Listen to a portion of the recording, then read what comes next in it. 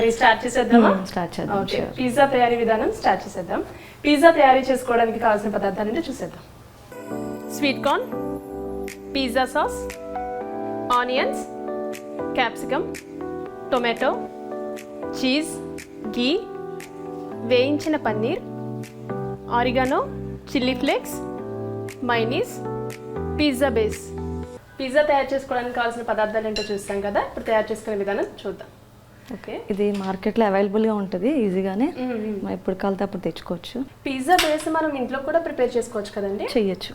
అంటే ఏ ఫ్లోర్? మైదాతో maida, yeast, sugar and salt salt వేసి కొంచెం హాట్ వాటర్తో మిక్స్ చేయాలి. మనం పిజ్జా సాస్ వేయాలి, పిజ్జా సాస్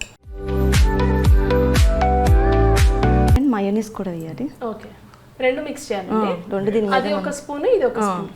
పిజ్జా సాస్ ఎక్కువ ఉండాలి, 2 స్పూన్స్. ఓకే అండి.